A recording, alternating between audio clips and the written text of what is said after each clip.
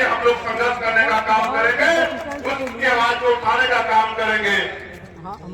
अभी देश में जो चल रहा है उस पर भी बात करते हैं। अभी देश में आपने देखा पैसे के आधार पर सत्ता और सत्ता के जरिए पैसा का कितना बड़ा खेल सुप्रीम कोर्ट ने उजागर किया कि इलेक्ट्रल बोर्ड के जरिए हजारों करोड़ रुपए का जनता चंदा भारतीय जनता पार्टी ने ईडी लगवा के, सीबीआई लगवा के तमाम कंपनियों से लेने का काम किया और उसी पैसे को चुनाव में खर्च करके सत्ता में आने का काम किया। अभी अभी इनका झूठ बेनकाब हुआ कि किस तरह से सरकारी मशीनरी का दुरुपयोग किया। आप महसूस करो, पहले सरकारी आई तो सरकार को बर्दाश्त नहीं हुआ, कोर्ट से रिश्ते करवा के उनकी नौकरी छीनने का काम किया। मैं उन सबको भी कह रहा हूं, आपकी नौकरी आपको दिलाने का काम हम लोग करेंगे, आप चिंता मत करो। मैं आपसे ये बात इसलिए कह रहा हूं कि सत्ता में बहुत ताकत, आप यहां से जाके पार्लियामेंट में नहीं बोल सकते हो। आपके द्वारा चुना हुआ नेता पार्लियामेंट में जाके बोलेगा, जब वो पार्लियामेंट में जाके बोलेगा, यहाँ की समस्याओं को बताएगा, तब वहां बैठी सरकार को ये समझ आएगा कि क्षेत्र में समस्या है, तब वो आपके लिए बजट अलॉट करेंगे, तब आपके क्षेत्रों में काम होगा। आपने कई के लोगों को सांसद बनाया, क्या आपने कभी देखा कि उन्होंने पार्लियामेंट में जाके क्षेत्र की आवाज उठाई? ईमानदार से बताओ, कभी देखा?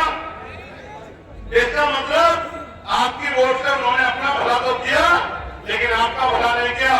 हम तो विजन के साथ आए हैं, जो विजन सदगुरु रविदास जी महाराज ने दिया। कौन सा विजन?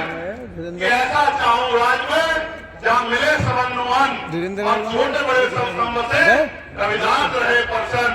कि राज ऐसा होना चाहिए जहां कोई छोटा बड़ा ना हो, जहां कोई ऊंच नीच ना हो, जहां कोई भेदभाव ना हो, जहां किसी बहन बेटी का अपमान ना हो, किसी को खाने के लिए अन्न की दिक्कत ना हो, सर ढकने के लिए कपड़े की दिक्कत ना हो, सर ढकने के लिए छत की दिक्कत ना हो, पीने के लिए साफ पानी की दिक्कत ना हो, किसी बहन बेटी का अपमान ना हो, किसी की हत्या ना हो, सब लोग खुशहाल हो।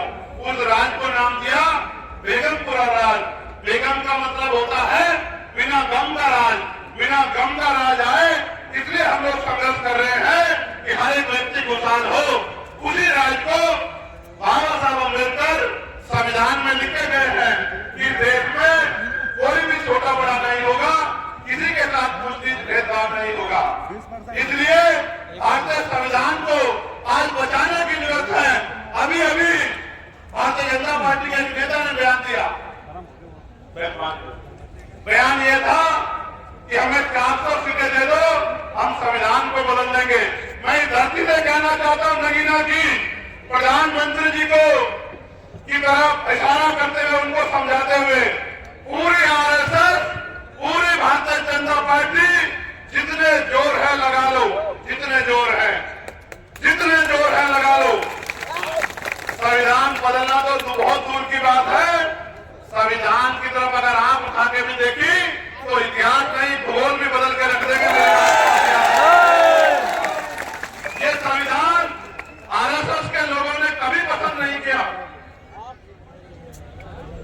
कभी पसंद नहीं किया। शुरू के दिन से इस संविधान को गलत साबित करने का काम आरएसएस के लोगों ने किया। आज वही लोग बाबा साहब की फोटो लगा के हमारी वोट को अपने पाले में लाने के लिए हमारी बस्तियों में घूम रहे हैं। उनको सावधान रहना है।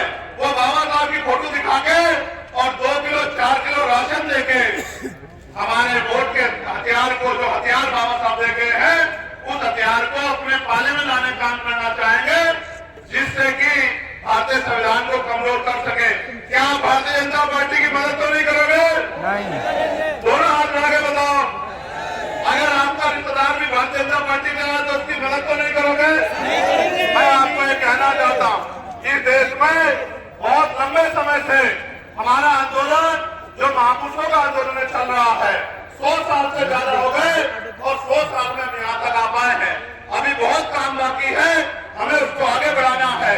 आज हमारे अधिकारी कर्मचारी दफ्तरों में जातिवाद के शिकार होते हैं। कल ही मैंने एक दरोगा का वीडियो देखा जो कह रहा था कि मेरे साथ मेरा अपमान हो रहा है, मुझे जाति का स्लोगन करना पड़ रहा है।